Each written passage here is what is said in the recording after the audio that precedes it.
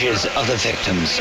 So many of them in their prime, not yet in their prime, in their 30s and 40s, leaving behind young families.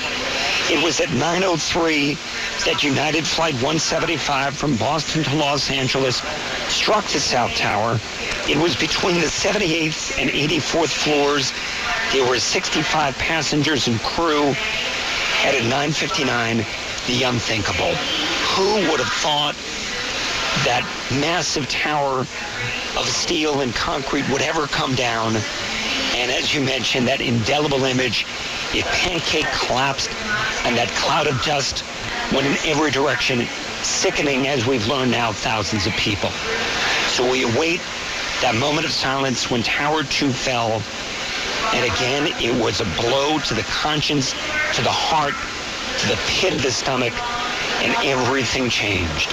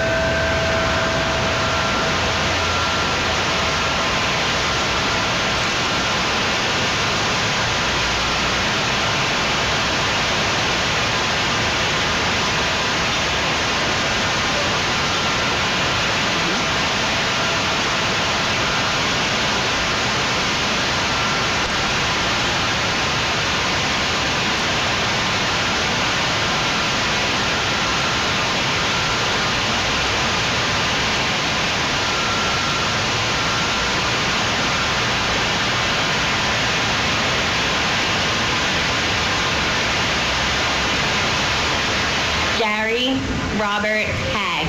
Andrea Lynn. You know, Peter, Haberman. Among those here today, Rudolph Giuliani, who gained the nickname of America's mayor after 9/11, he said that when he looked up and saw the buildings engulfed in flame, saw people jumping out of them rather than face the flames behind them, that he could not wrap his mind around what he was seeing. I think that happened for an awful lot of people who were farther away. He was right underneath. When they saw that tower fall, it just was inconceivable. It was a stunning, shocking moment that just left you numb. You thought, this can't possibly be happening. And that is one of those many powerful images from that day, with the seeing of the people jumping and the thought that what they face behind them forced them into a decision that really seems unimaginable.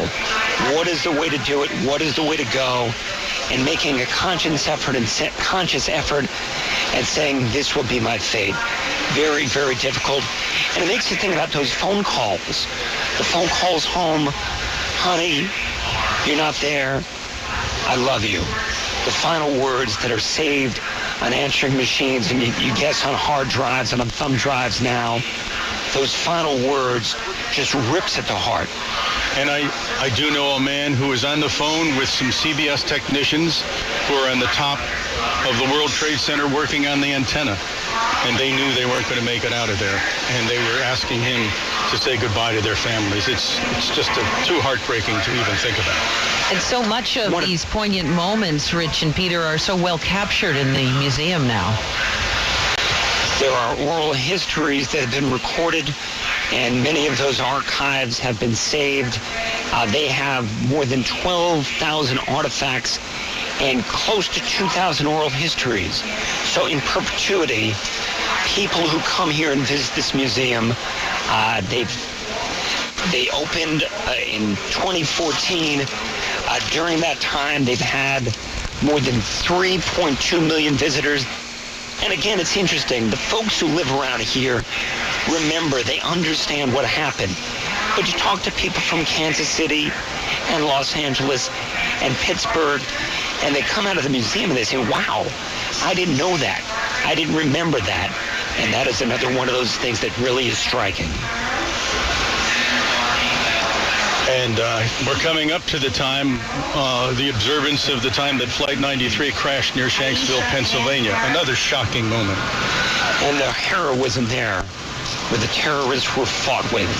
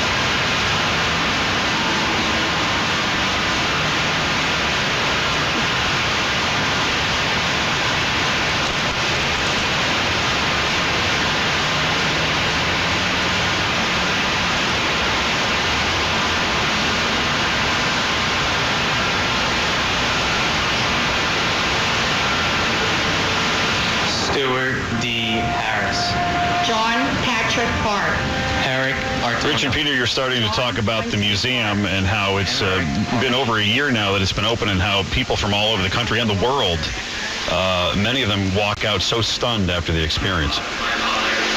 It is something, we've spoken to folks who come from out of town and really didn't know a lot about what happened here.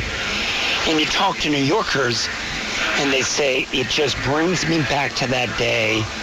It is an eerie, painful feeling. It gives you chills, and yet you have these mixed emotions. It's painful to deal with, but you feel like you must. You have to stay connected to what happened there.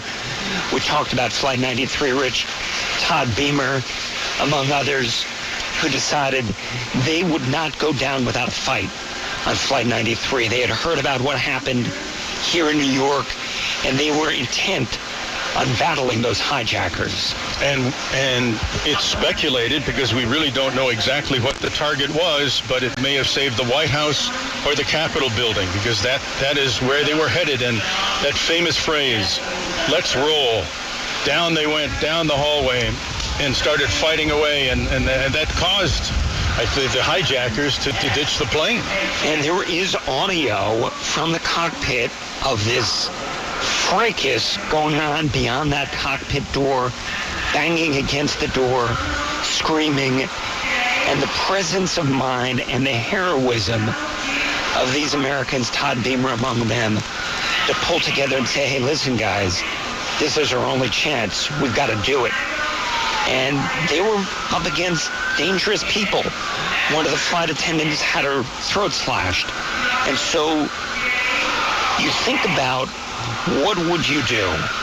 And it is such a difficult question to comprehend, and that really speaks to the heroism of those people on Flight 93 who said, we are not going down without a fight.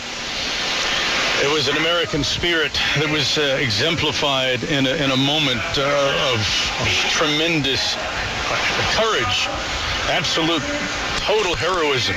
And to think of the iconic buildings that they saved, and the spirit that they demonstrated in saving it, extraordinary. And that heroism that was exemplified here, not just by firefighters, but people of all kinds who decided they were going to do whatever they could to help. Think about the lines outside the blood banks, people wanting to help to do anything. The hundreds of people gathered on West Street with signs of support in the days and weeks after. Thank you. And this was a spirit that unified our country. And when you think about the political landscape now, it's hard to remember how unified we were. All the flags, everybody saying thank you, people being polite and holding doors. It was amazing for a little while. It certainly was a remarkable time. Peter and Rich, Paul Murnane is joining us now. here in the studio. You know, Pat, remarkable that we've looked at how this site has been integrated into Lower Manhattan, the Memorial Plaza, now such a part of what New York is about, and yet we look and we see the faces this morning in the TV coverage, and you see the tears flowing, and you see the emotion, and you say to yourself, my God, this could have happened yesterday. It all just comes, Michael and Pat, it just all just comes flooding back in a moment. Live coverage for you this morning here on WCBS 880. We will continue, but right now, we're going to update traffic and weather together. It's 10:08 as we head to the traffic center first. Here is